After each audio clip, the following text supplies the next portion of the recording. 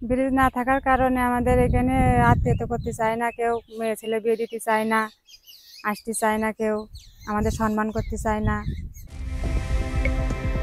ঝিনাইদহের কালীগঞ্জের মালিয়াট, নিয়ামতপুর, রায়গ্রাম সহ 5টি ইউনিয়নের মানুষের চিকিৎসা থেকে বাজার সদাই সব কাজেই চলাচলের একমাত্র ভরসা চিত্রা নদীর ওপরে অবস্থিত অস্থায়ী বাঁশের সাঁকো। আমরা ওই পাড়তে এবারে আসতে পারি না, আমরা যেতে পারি না, আমাদের বই খাতা পড়ে যায়, আর আমরা আসতে দিলে আমরাও পানির ভিতরে পড়ে যাই, আমাদের অসুবিধা হয়। আমরা এই পার থেকে ও পারে যেতে পারি না, আমাদের অনেক বছর পড়ে যায়, হাত পা ভেঙে যায়। দীর্ঘ বছর যাবৎ স্থানীয়রা একটি সেতুর দাবি করে আসলেও তাদের চাওয়া পূরণ হয়নি। ফলে নড়বড়ে ও ভাঙাচোরা সাঁকোটি দিয়ে নদী পার হয় প্রায় 50টি গ্রামের মানুষ। প্রায় এই সাঁকো দিয়ে 50টি গ্রামের মানুষ পার হয়, কিন্তু খুব কষ্ট আর কি, যাওয়া আসা খুব কষ্ট লাগে। জানা যায়, সরকারি উদ্যোগে স্থায়ী সেতুর ব্যবস্থা না হওয়ায় এলাকাবাসী নিজেরাই গ্রাম থেকে বাঁশ কেটে নির্মাণ করেছেন সাঁকোটি। গ্রামের লোক বাঁশ কেটে এই সাঁকো বানায়, এই প্রতি বছর এই বানাই, পানি হলে ভেঙে যায় বলে বানায় প্রতি বছর, তা সাঁকো ব্রিজ টিজ হয় না।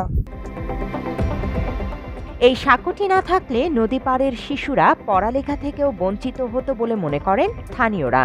হয়ে ধরে আর কি দেখতেছি যে এরকম অবস্থা, তা খুবই কষ্ট হয়। তা আমার জানা মতে একটা ব্রিজ হলে হয়তো আমাদের পক্ষে একটু যাওয়া চলাচল একটু ভালো হবে। মাত্র 30% টাকায় জমির মালিক হয়ে নতুন বাংলাদেশের গড়ে তোলার স্বপ্ন দেখা বাংলা বসতি। আমরা এই পার থেকে ও পারে যেতে পারি না, ও পার থেকে এ পারে আসতে পারি না, আমাদের একটা ব্রিজ লাগবে। আমি সেদিনকে ওই পাড়ের থেকে এবারে স্কুলে আসতে গিয়েছিলাম, সেই সময় আমার বই খাতা সব কলম মলম সব পড়ে গেল। আমরা চাই আমাদের এখানে একটা ব্রিজ হয়ে যাক। শিশু থেকে বৃদ্ধ সকলে ঝুঁকি নিয়ে নড়বড়ে বাঁশের সাঁকো দিয়ে পার হয়ে যায় স্কুল, মাদ্রাসা এবং কর্মস্থলে। ঝুঁকিপূর্ণ বাঁশের সাঁকোটি যে কোনো সময় ভেঙে পড়ে বড় ধরনের দুর্ঘটনা ঘটার আশঙ্কা রয়েছে বলে জানায় স্থানীয়রা। পারাপারের সমস্যা তো বিভিন্ন রকমের, সময় সময়তে পিছলে পড়েও যেতে হয়, সাগর পাততে ভেঙে চুরেও পড়ে যেতে হয়, এবং এই বর্ষা হচ্ছে আমাদের যাতায়াত বোঝা বেড়িও ভারী কোনো জিনিস তো আনা যায় না। আসা যাওয়ার কষ্ট হয়, যে পার করছে ভয় করছে।